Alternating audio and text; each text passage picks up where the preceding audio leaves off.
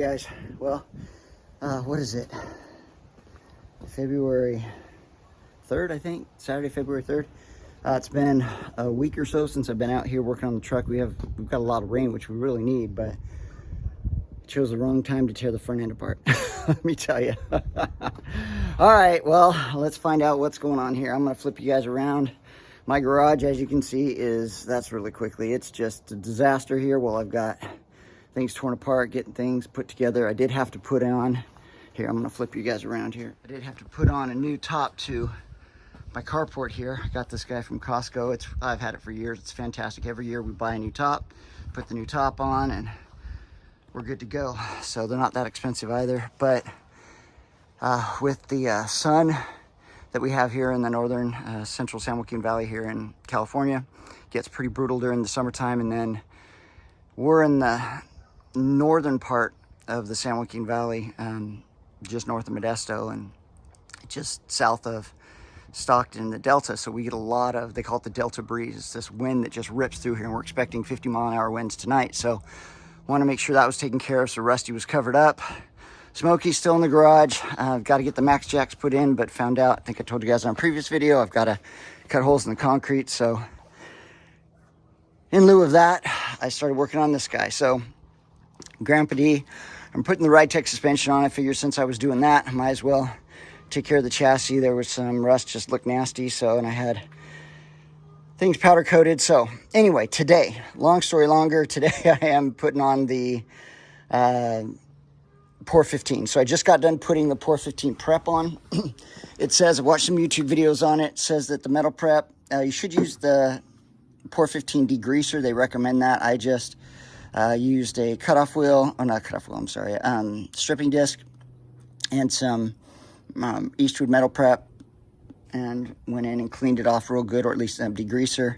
And then I used this Pour 15 metal prep on it. It says to keep it wet for 20 minutes. So put it in not that one. Anyway, I had a spray bottle that's over there, and I just kept spraying the chassis. I'm just doing the front of the chassis, guys. I know I should probably do the whole thing, but so got it all cleaned off. I mean, it was just nasty. And I don't know, I just always love seeing factory numbers and stamps, and think of the guys that put the cars together back in the day. And it's just fun when you take off some of the grease and rust and find things. So anyway, yeah, I'm going to be doing this whole section right here through the front. But now that I've sprayed it off, so you put the metal prep on, keep it wet for 20 minutes, and then after you get done with it being wet, then you dry it off. And you guys see here where it's drying, you can, I don't know if you guys can see that, see where it's turning kind of a rainbowish color, kind of an opaque. So I think that's what it's supposed to do to the bare metal, and then the rust, it preps it so that it won't rust anymore. And I don't know what the chemical definition for that is, but yeah, anyway, gets it all ready. It took me a while to get all the bolts and everything off that I needed to. And so now what I'm going to do is use my little compressed air there. I'm going to spray it down real good. I'm going to get a heat gun on it. We are expecting rain tonight, so I've got to get moving.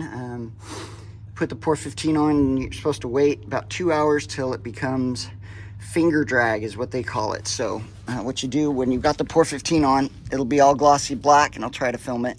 And you have a glove on, obviously, and you drag it across the top, and it'll look a little wet, but it's not going to stick to the glove, and that's what they call the finger drag. So once it's set up for the finger drag, they said about 2 hours, it depends. The reason is it cures with moisture, which is fascinating. So Pour 15, when it gets moisture on it, it cures. So that's why I've got to get a heat gun on this, and I've got to really dry it really well before I put the Pour 15 on. So once I get the finger drag, after the first coat, then I put a second coat. They say all you need is 2 coats on it. So get that going, and I'll give you guys a video on that. And so these are the parts that are ready. So last summer I had the control arms powder coated, so they've been sitting waiting. Everything else, I bought all the other pieces, everything set up and ready to go. Got the shocks. I took the Crossmember in, had it powder coated a couple weeks ago, so this guy's ready to go. Not a huge fan of long tube headers, but I have long tube headers for it. So I'm gonna put the long tube headers back on. They're hard to get on and off with the bolts that were there. So I ended up buying some stage 8 locking fasteners. If you haven't heard of these, I haven't used them before, but I've heard, hold on just a sec, guys. I'm gonna reach in and grab these. Here we go. Stage 8 locking fasteners. These are for headers, and they use them for other, I don't know, appliances or other times you need to use a bolt that needs to be held mechanically. These guys, and the fact that I can get into it with an Allen head is going to be huge, because getting around those headers is a pain in the butt. There's like no room to move at all. So I needed some way to be able to get in. I was hoping it'd have a 12 point, but that Allen head's going to let me get in there. And then the way that it works, once you've got it tightened down, you put this little locking piece on with this clip, and then if it starts to back out, it mechanically is held in place. So anyway, seen a lot of their, through all the hot rod shows I watch, I've seen a lot of their advertisements, and I've heard good stuff about them. So we'll see if they work. I've had a lot of, especially on the driver's side, right there, that guy is a pain in the butt, and those guys seem to back out all the time. So I'm hoping that that will hold them in, and I won't get exhaust leaks, and everything will be good to go. Put on the new oil pan gasket, that's taken care of.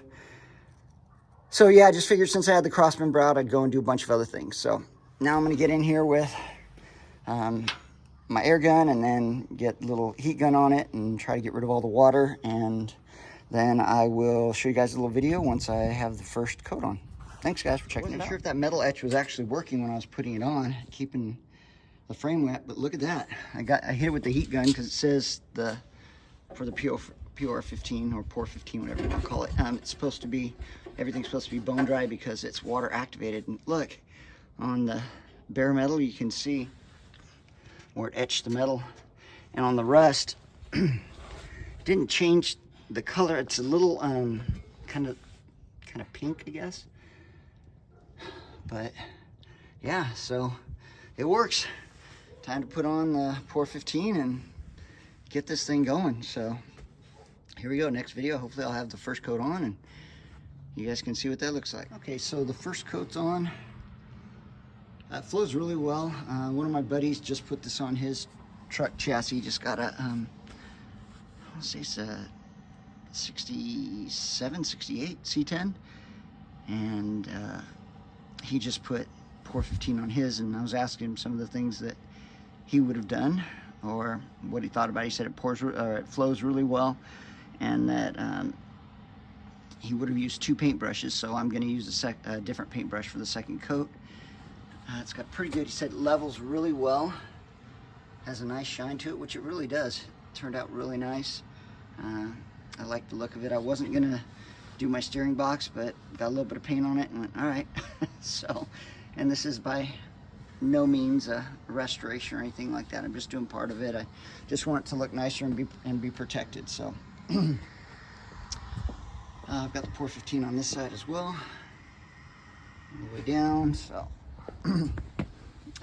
they do, if you're watching one of the videos of the people that apply it or from the company, they tell you to use gloves. Once you get it on you, it stays on for a long time. So definitely was using some rubber gloves on it. And what else? I guess that's about it. The only thing I can compare it to, I guess, is using oil-based paint. If you've painted with oil-based paint before, you know, get it on real quick and then give it a couple passes and then leave it. And as you can see, I don't see any brush lines or anything like that. It levels out really nice. Just be careful around, you know, all of the holes and stuff. You're gonna get drips through there, so make sure you're getting light on that. And yeah, so it turned out pretty well. Everything's covered, and we'll give it about, they say to let it dry for about 2 hours and then come back. So I'm gonna, it took about 30 minutes or so to get it on both sides, so probably about an hour and a half I'll come back, or in about an hour. It's a little moist outside. We've got rain on the horizon here, so it's definitely going to be cured tonight if it cures with moisture. I've got a couple little fish eyes in area, I guess. There were areas that I didn't get all of the oil off. I probably should have bought their degreaser, but it's not that bad. Nothing major or anything like that. So, all right, did the battery box while I was here. I said, what the heck?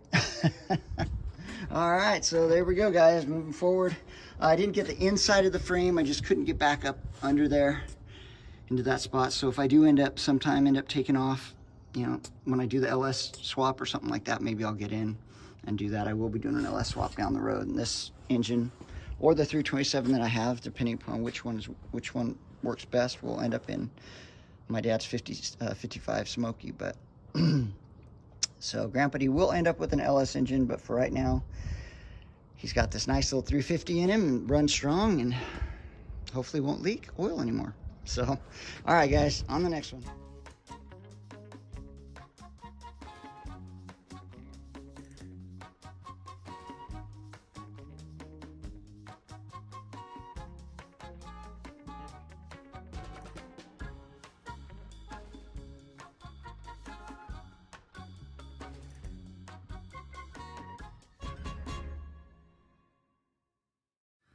Okay guys, this is the finger drag they were talking about. So I'm gonna take my finger, move it across, and see there's no paint on it. Oh, cut my hand. But it is a little tacky. But when I do that, really isn't anything on it. Like that. Okay, can you guys see? Nothing there? Yep. It's a little sheen, but really isn't anything on it. So time for the second coat. I'm excited. Before the rain comes. We have rain coming at 9, so this is going to be cured by tomorrow morning, that's for sure.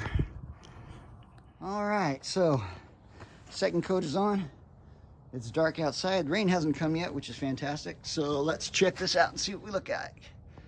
There we go.